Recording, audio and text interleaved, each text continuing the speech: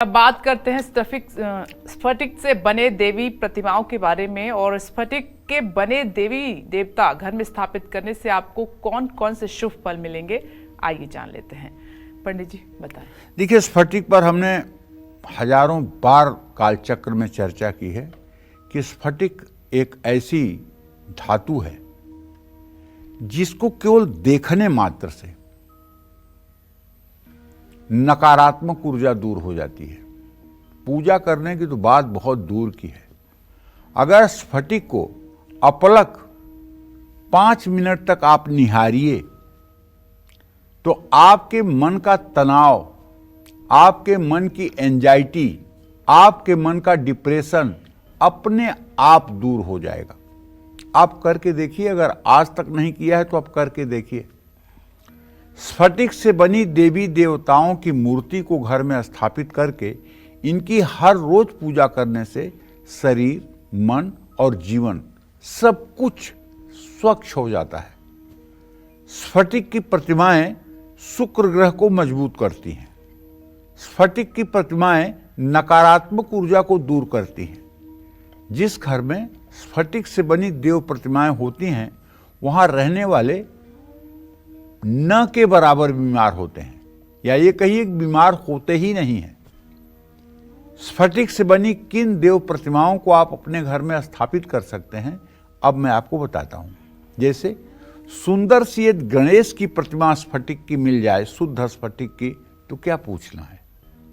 भगवान शिव की स्फटिक की प्रतिमा मिल जाए तो कुछ पूछना ही नहीं है। आप समझ लीजिए कि आप कैलाश पर पहुंच करके भगवान शिव की पूजा कर रहे हैं। अगर स्फटिक के शिव की आप पूजा कर रहे हैं या स्फटिक के शिवलिंग की आप पूजा कर रहे हैं तो आप ये मानिए कि आप कैलाश पर पहुंच करके और मानसरोवर के जल से भगवान शिव का अभिषेक कर रहे हैं। इतना स्फटिक में ताकत है। मां लक्ष्मी, इनकी भी यदि स्फटिक की प्रतिमा हो या इनका श्रीयंत्र स्फटिक का हो तो जानते हैं ये कल्प वृक्ष के समान फल देने वाला हो जाता है। ये सब मूर्तियां आप अपने घर में स्थापित करके हर रोज अगर पूजा करेंगे तो आपकी मनोकामना पूरी होगी। एक अपने दर्शकों को अपना अनुभव शेयर करना चाहता हूं। अगर आप अपने घर में स्फटिक का श्रीयंत्र रखे हुए हैं और स्फटिक का श्रीयंत्र आपका 150 ग्राम से कम का नहीं है, लगभग 125-150 ग्राम का है और ओरिजिनल स्फटिक है, तो उसकी रोज आप विधिवत पूजा करें। आवाहन, ध्यान, आवाहन, आसन, पाद्य, अर्घ, आचमनी, स्नान, वस्त्र, उपवस्त्र, गंधाक्षत, पुष्प, धूप, दीप, नैवेद्य से विधिवत पूजा करें। पूजा करके चांदी के सिंहासन पर लाल कपड़ा बिछा करके श्रीयंत्र को स्थापित करें।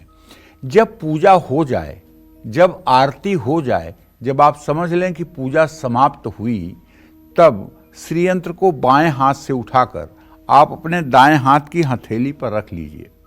और यदि कोई संकट आपके सामने है, यदि कोई जीवन में दुविधा आपके जीवन में है, यदि कोई ऐसा महत्वपूर्ण कार्य है जो आपका संशय में है, तो आप श्रीयंत्र से 5 बार प्रार्थना करिए।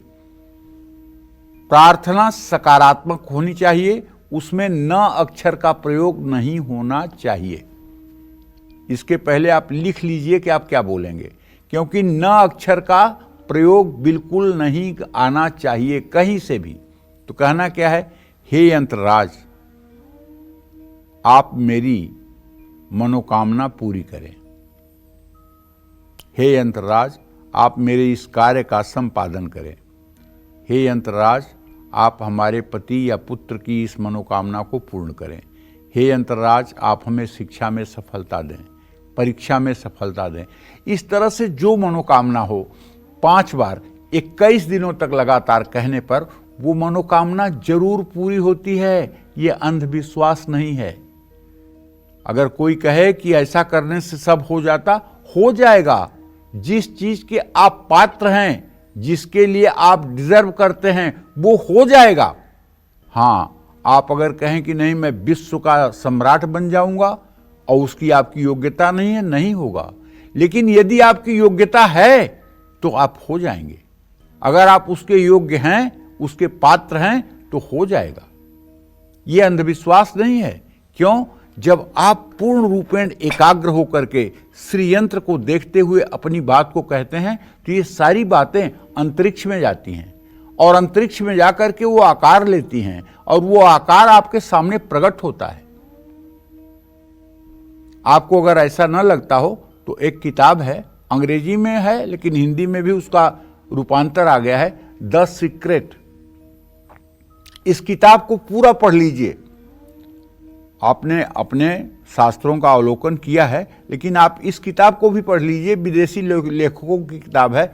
इस किताब को पढ़ने के बाद आपको जीवन जीने का एक तरीका पता चल जाएगा कि जीवन सचमुच में कैसे जिया जाता है और हमारी सोच कैसी होनी चाहिए। सफलता का रहस्य कहाँ है? और सफलता का रहस्य कहीं किसी खदान में नहीं है, किसी गुफा में नहीं है। सफलता का रहस्य आपके अंदर ही है, उसे आपको प्रकट करना पड़ेगा।